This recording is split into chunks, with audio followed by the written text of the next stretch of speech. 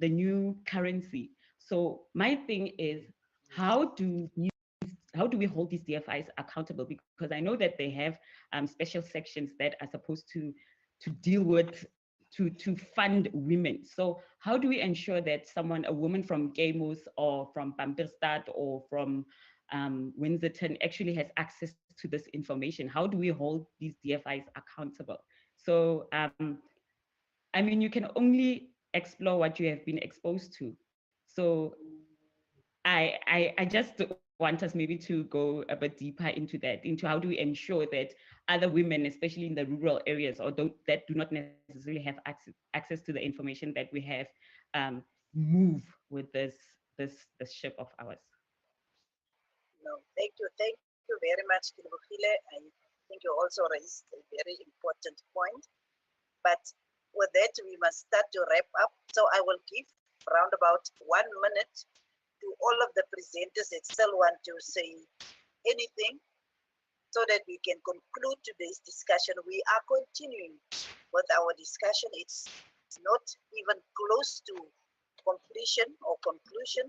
We are continuing with our discussion, and I would really want to appreciate those that they've joined us on this platform, and we will continue to make sure that we have a very meaningful process that will bring us to the conclusion of our consultation process. So to all of you that have been saying something, we will give around about 1 to 2 minutes just to say something in conclusion.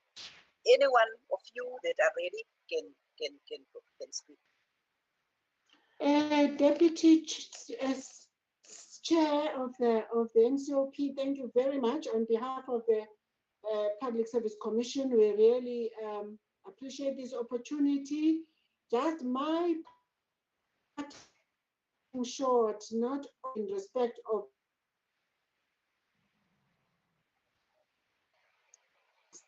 service for society. I would say our march for effective equality really ought to be about how we bring initiatives to bring the boy child into the part of our community.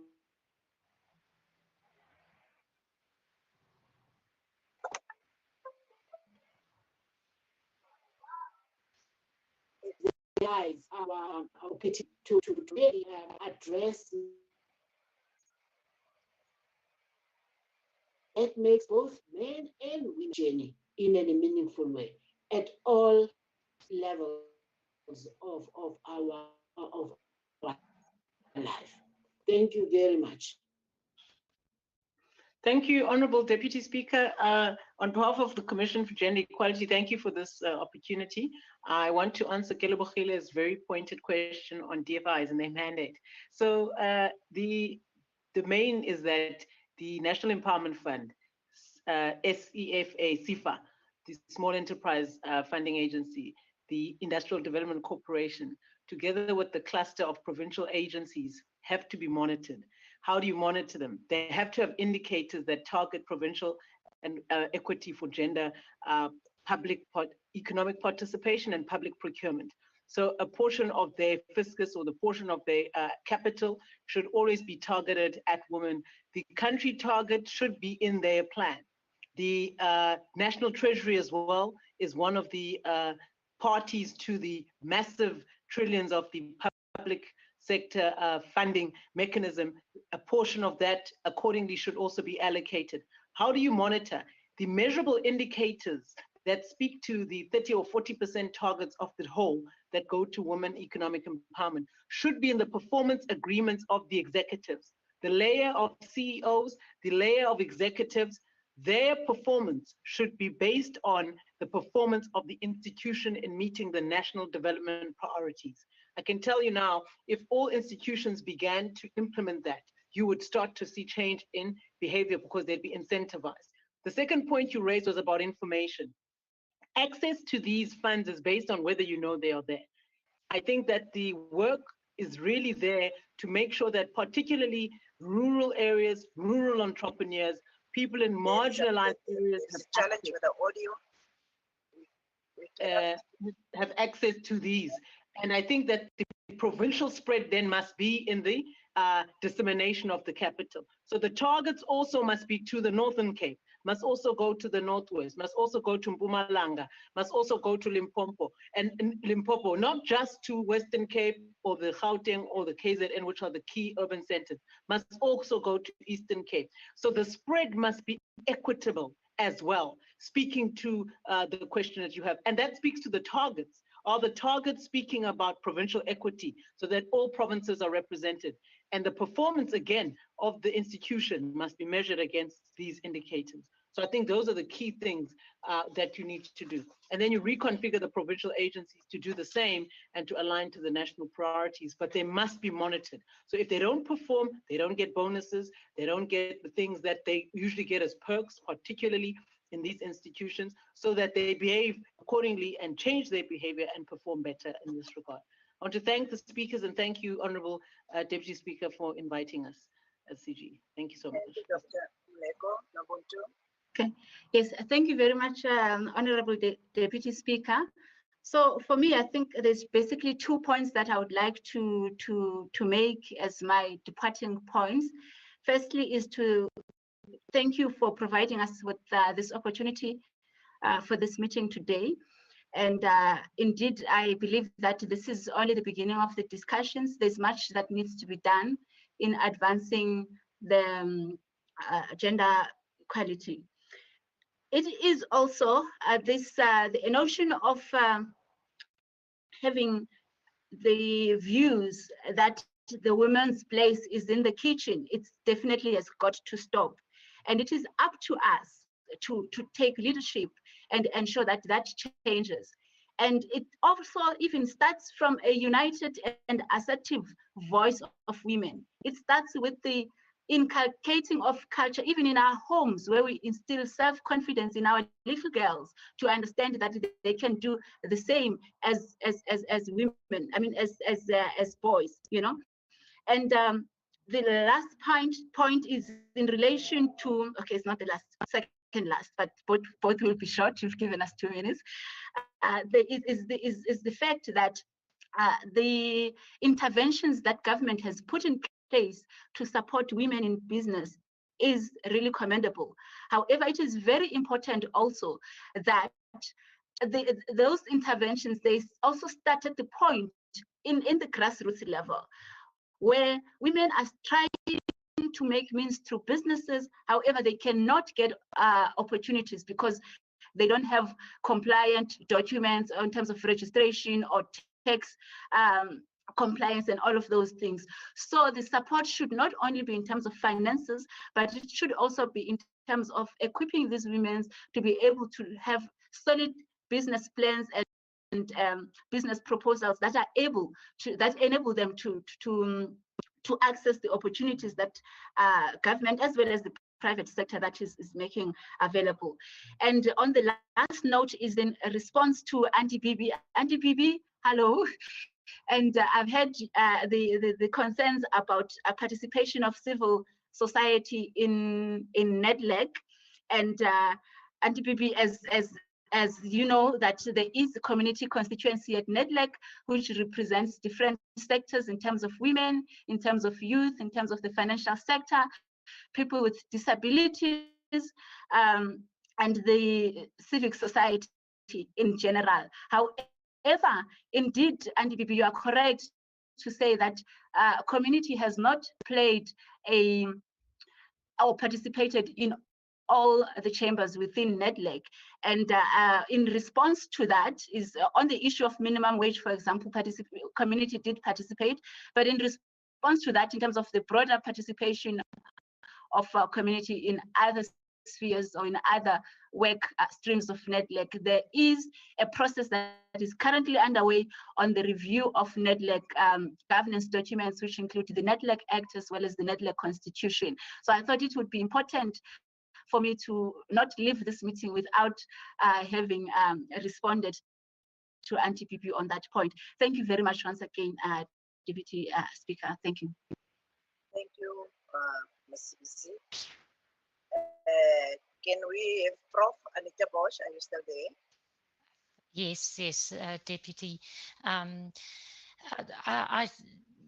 I suppose what I've shared my paper with your office, and I realize that these very often there's this perception of this you know, the siloed way in which we work. I really hope that you know, some of the research that we're doing can be shaped by government. As we do, we follow what's happening in government, but then also that some of the research that we produce can also help shape these very important processes that are taking place. And so in the same spirit as what community participation is necessary and what this forum is about, I'm really hoping that we can reach out and form some level of collaboration, because certainly a lot of the themes that were spoken about this afternoon are echoed many times over on different forums, but this collective action now needs to start happening. So I'd like to just again thank you for the opportunity, and to all of the participants and the women that are present here, the men also, the few good men that are present and working towards this. Thank you very much. Thank you very much, Prof. Thank you very much to all of you. We will give over to Honorable Gillian, if it's possible that you do a short vote of thanks before we conclude with the business of the day. Honorable Gillian, if you can, if your network allows.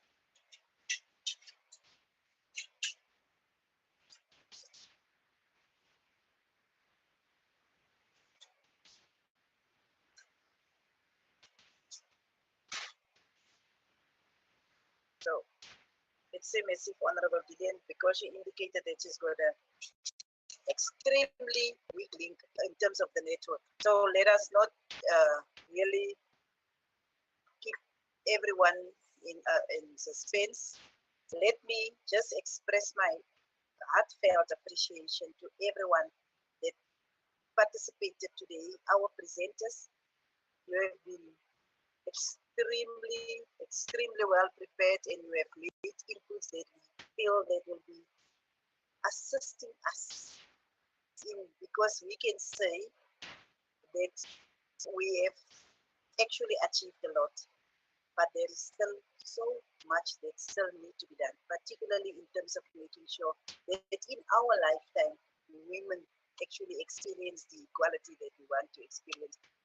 I once read an article that said only after 80 years, female tennis players reached equity with men with regards to pay. And that is in the time of Serena Williams. Imagine, she was, in actual fact, her generation was the first generation in terms of equal pay in the tennis world that was able to be on par with men. I'm always mentioning that as an example, because all of us know that there is no difference in what a female and a male tennis player is doing. So with regards to this process that we are actually unfolding, we hope that those that will come after us will continue to make sure that when we report back to the nation with regards to the resolution on making sure that we review the women's charters, see whether it's still relevant, it is still covering the issues that women want to see, but also in terms of our achievements as a country. How far are we? What have we achieved? And that is the reason why we want to appreciate all of you that really take the time to participate in this platform, because this information will not only stop here, it will through our different platforms be distributed, but also if all presenters can make sure that we receive the inputs, we will make sure that for generations to come, your input, people will be able to have an insight into that. So that is why we want to say to our team, particularly, that are making sure that we always get the quality of presenters that you have brought for us. We want to express our appreciation to all the members of parliament, despite your very busy schedules, to make sure that you still make time to be part and parcel of this process that we are unfolding. We want to express our appreciation. We want to thank you. Go well, stay safe, and practice physical distancing. Well, I'm smiling because of something very, very funny that someone said about the fact that they cannot buy alcohol now anymore. But for us to stay safe, we rather abide by the regulations, and all of us have got a responsibility to make sure we build a better South Africa. Thank you very much. Go well. God bless. Thank you very much. Bye, everyone. Bye. Bye. Bye, everyone. Bye. Chairperson. So thank you, Matlengwa. Thank you very much for staying with us up until this time. Thank you. Thank you. Okay. Good night. Good night. Thank you, Ma'am Sylvia. We met in Northern Cape many moons ago, but thank you so much. I remember. I remember. Thank you Thank very you, much. All Thank the you, bye. best. Thank you. Really? Bye.